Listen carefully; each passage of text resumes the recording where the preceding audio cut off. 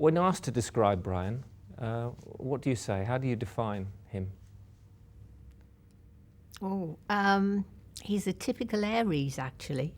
We used to say, Archie Gemmell's wife and I used to say they're both typical Aries. You know, they're sort of up in a minute. But they're both, what you see is what you get with them. He didn't say anything bad about anyone that he wouldn't say to the face. You know, he didn't go behind people's backs. He was very forthright, yes. He was very witty, I think. People realise now he had a great wit and could think on his feet. You know, instead of thinking afterwards, there's a lot of people do, oh, I should have said that, you know, I could have said that. He said it, he came out with it.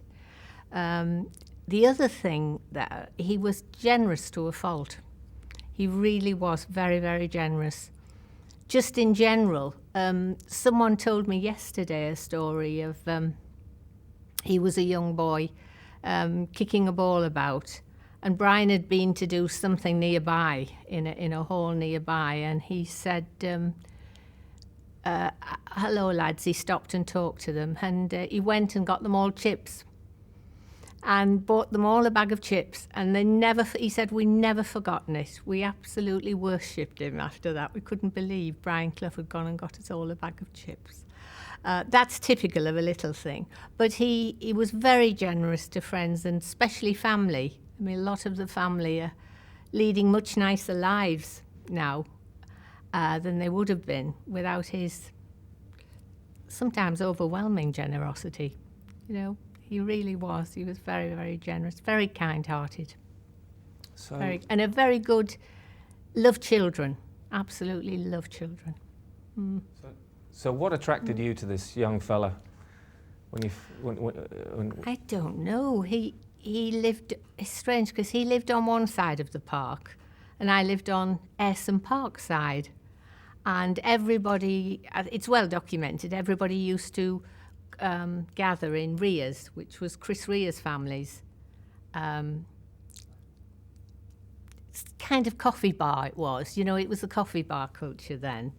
You went in, you know, and thought you were being very, very sophisticated having a coffee. They also did wonderful ice cream in the summer, absolutely beautiful ice cream. And we just met in there, just a sort of group of young people. And my mum was a bit footballer, you know. My dad was, who never missed a match, went to all the matches at Middlesbrough, was a huge Borough supporter, was absolutely thrilled. That's the young man who's been scoring all the goals. Oh, well, they were friends from the word go, you can imagine, can't you, you know. Because I said, if we're going out, come and pick me up. So he came to the house, and of course I introduced him, you know, and Mum was still looking. But my dad absolutely adored him. Yes, they both did in the end. They both did. But what in particular was it, do you think, that... He was, I don't know, he was very, I knew he was very, very dedicated. From the word go, he took his football very, very seriously and really was very grateful that he'd had the chance to play football. He was, otherwise, he said I would have ended up in the offices at ICI. One of the funny things in the book is that he was going to be a fitter and turner. Well, that caused great hilarity in the family and everyone who knows him, because he was useless doing anything practical. And in fact, he did go for an interview to ICI, where everyone worked, and they gave him bolts and things to put together, and he was just completely, you know, no way could he even attempt it. And they said, well, are you any good at figures? And he said, yes, I am quite good at figures. So they said, right, you can be an office boy and then you'll go into the office. And that's where he would have been, in the office. If I can't imagine him sitting in an office all day, can you? Really, I just cannot imagine him. So he was very, very grateful that you know, he'd had the chance to do what he absolutely loved. Absolutely loved. That's why he was heartbroken when he couldn't play anymore. Used to say to the players, the best time of your life.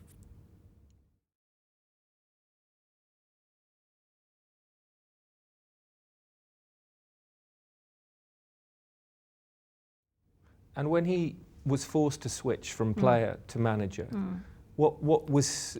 how did he change? He obviously would have changed immensely, Barbara. Yes, but he did. What did you see at that early stage? He was devastated when he was injured and couldn't play anymore, really devastated. And George Hardwick actually gave him a chance with the youth team, training the youth team at Sunderland. And what happened was George got the push, and so he was sort of out.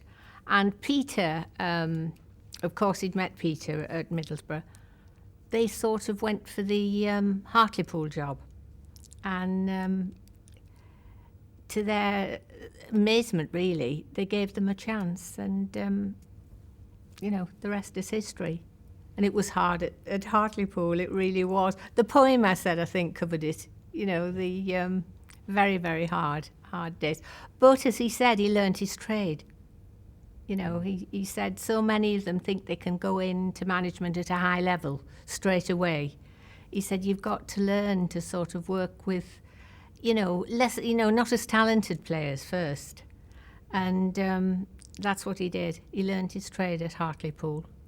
And well, yes, it was strange there sometimes, but he did it, you know, and he learned. He was learning all the time, him and Peter. Yes, what motivated him? Most of all, do you think, what was it that motivated him? I think the desire to sort of turn out a good team. Do you know what I mean? He wanted to sort of fashion a team that people would enjoy coming to see. Good football, you know, played in the right way. I think that's how he would like to be remembered, the way his teams played football. Definitely, I think that would be his legacy, that he played. I've said this before, I've heard people say, oh, he ruled by fear, but the opposite was true. He took the fear out. The players will tell you that. I'm sure players you've spoken to. He took the fear out of it for them and played to their strengths. And they couldn't wait to get on the pitch and play for him. They really couldn't. And they say it now. You know, it was mentioned the other night.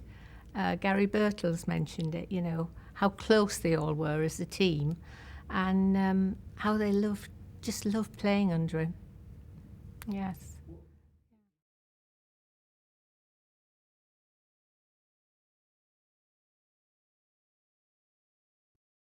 In terms of values, Barbara, at home in particular, what did Brian value? What did Brian most?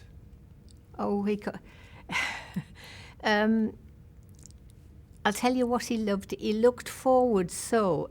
He loved coming home just to relax completely. Yes, he did. And the children again, the children.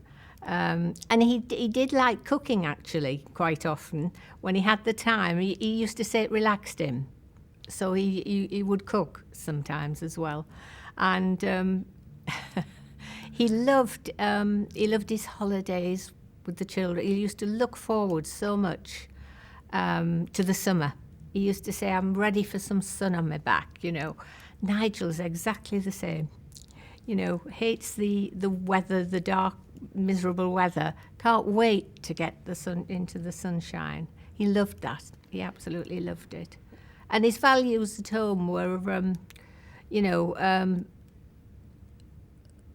I think he led by example, really, you know, as far as the children were concerned.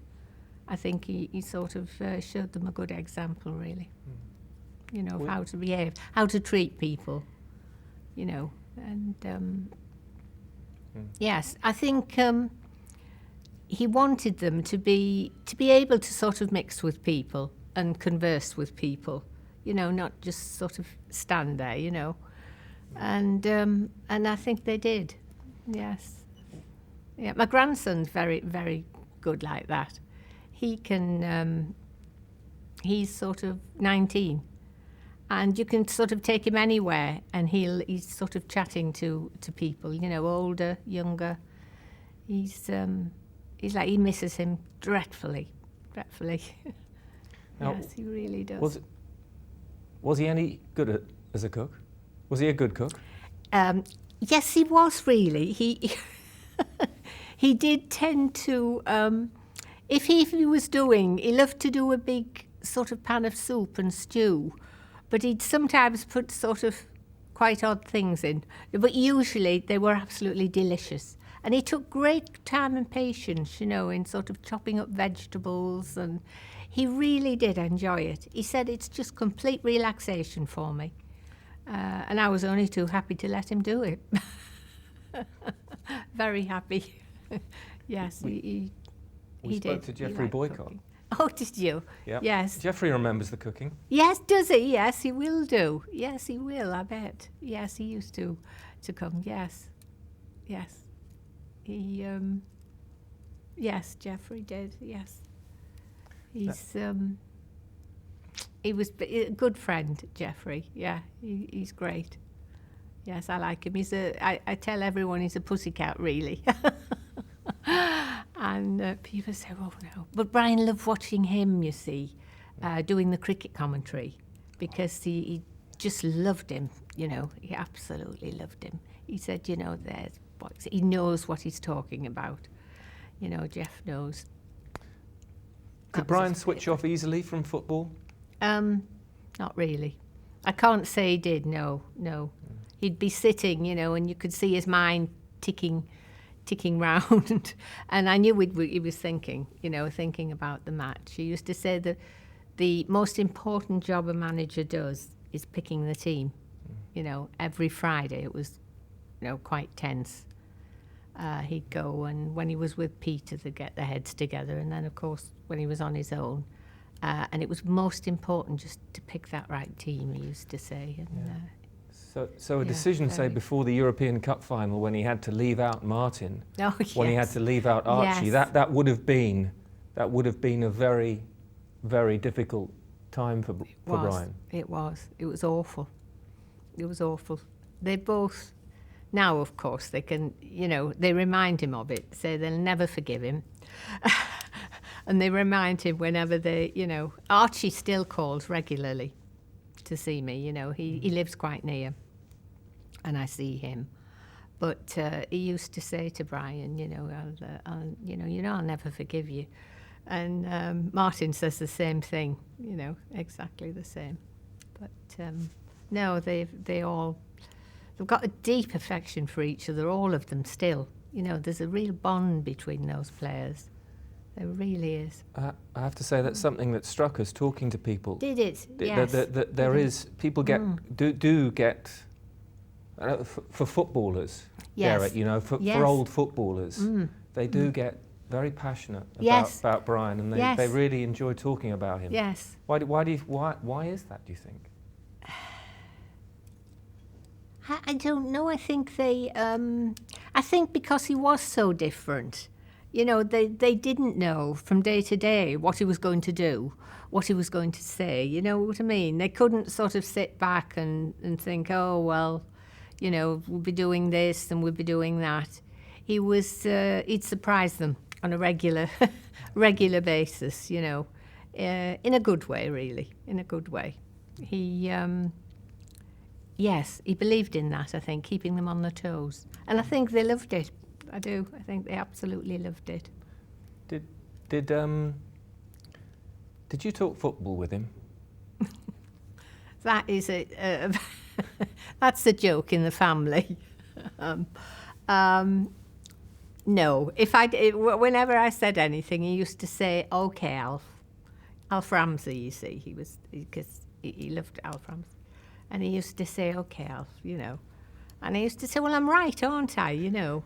And he said, well, you know, you might be, you know. Tennis is my game, you see. We both liked watching tennis, so we had that in common. And we did love watching tennis.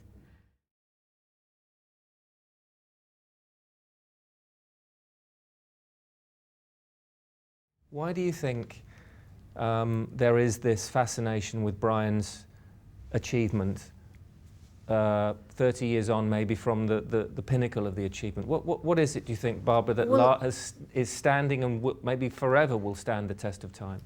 I think someone said to me, I think with hindsight, I think you'll have heard this quote, people have said, it's the equivalent of Barnsley doing it now. A couple of people have said that to me, you know, the sort of small teams that he took and the success he achieved. I mean, you know, almost on a shoestring, really. And people have said, you know, would he cope with today's?